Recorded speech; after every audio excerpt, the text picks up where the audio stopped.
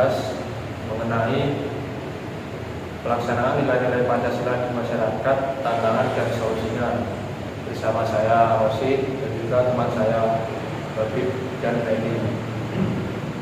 Mengenai masalah ini, saya memiliki beberapa pertanyaan yang mungkin bisa dijawab oleh teman-teman saya. Yaitu yang pertama adalah tantangan terbesar penerapan nilai-nilai Pancasila di era globalisasi dan budaya asing.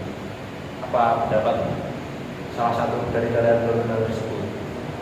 Pendapat saya, tantangan terbesar penerapan nilai-nilai di era globalisasi budaya asing. Tantangan terbesar ini adalah pergeseran pola pikir dan gaya hidup masyarakat, terutama generasi muda akibat arus globalisasi dan budaya asing.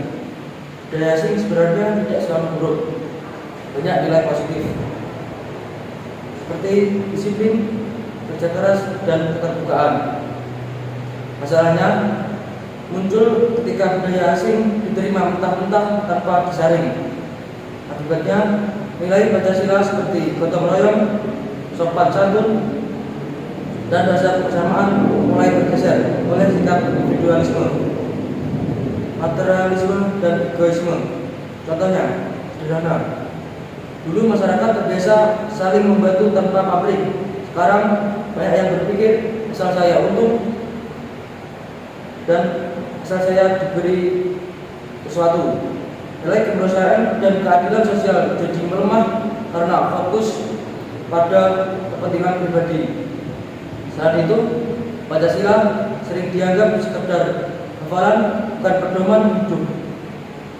Banyak orang tahu bunyinya, tapi tidak mengamalkannya dalam kehidupan sehari-hari, baik di lingkungan keluarga, kampus, maupun masyarakat.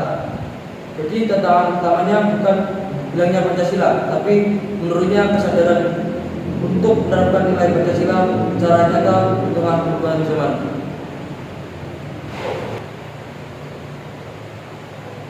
Saya juga memiliki pertanyaan lagi seputar apakah pengaruh teknologi, media sosial, hoax, dan tujuan ujaran kebencian terhadap persatuan dan nilai Pancasila. Apa kira-kira dapat?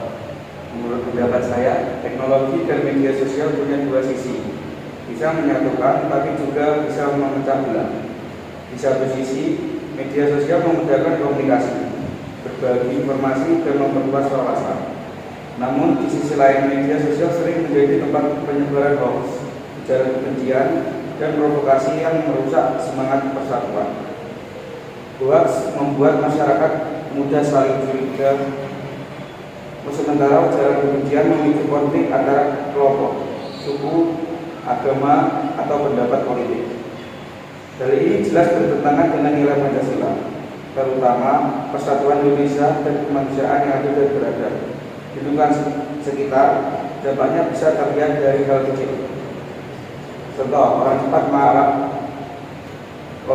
marah kalau komentar, mudah menghakimi, dan sulit menerima perbedaan pendapat. Diskusi sehat berubah menjadi pertengkaran. Masalah utama bukan teknologinya, tetapi cara kita menggunakannya. Banyak orang langsung percaya dan menyebarkan informasi tanpa mengecek kebenaran. Sikap ini menunjukkan kurangnya tanggung jawab sebagai warga negara yang melandaskan Pancasila. Jika teknologi digunakan dengan bijak, menghargai perbedaan, mencari informasi, dan berkomunikasi secara sopan, maka media sosial justru bisa menjadi alat untuk menguatkan nilai Pancasila, bukan melemahkannya. Oke, terima kasih untuk jawabannya. Saya masih memiliki satu pertanyaan lagi untuk kalian, yaitu mengenai apakah kalian mengamati adanya penurunan kesadaran atau pemahaman generasi muda terhadap nilai-nilai Pancasila. Siapa yang ingin menjawab terlebih dahulu, silakan. Menurut saya, jujur jawabannya abu-abu. Masalahnya yang kurang relevan. Jujur aja, buat banyak anak muda sekarang, Pancasila itu seringnya cuma dianggap sebagai hafalan, saat upacara sering bagi dan lain-lainnya. Karena pembawaannya terlalu kaku dan teoritis. Akhirnya banyak yang merasa, aduh ini nggak relate sama hidup gue yang serba digital. Jadi bukan nggak sadar, tapi lebih ke nggak nyambung sama cara penyampaiannya. Yang kedua lagi, tantangannya dunia tanpa batas. Sekarang kan zamannya media sosial. Kita tiap hari dicek kokin gaya luar, mulai dari gaya hidup sampai tren-tren global lainnya. Kadang ini bikin nilai-nilai musyawarah jadi ketutup sama sikap yang lebih individualisme atau pengen instan. Kita lebih sering ngikutin apa yang lagi trending di Twitter, X atau TikTok daripada mikirin filosofi negara.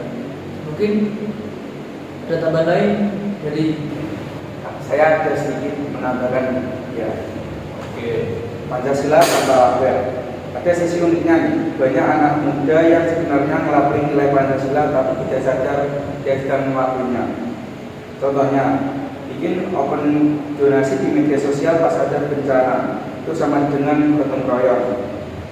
Berani bersuara pas ada ketidakadilan, keadilan sosial, menghargai teman yang beda agama pas lagi main bareng, sama dengan toleransi atau kebinekaan.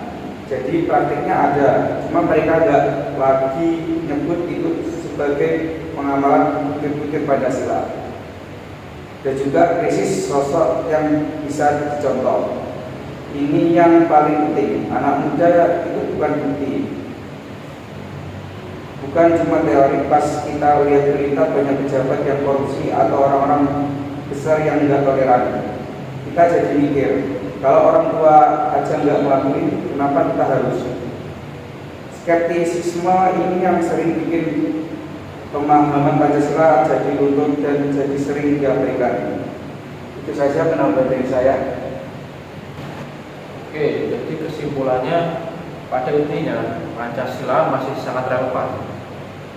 Tantangannya ada pada sikap kita sendiri.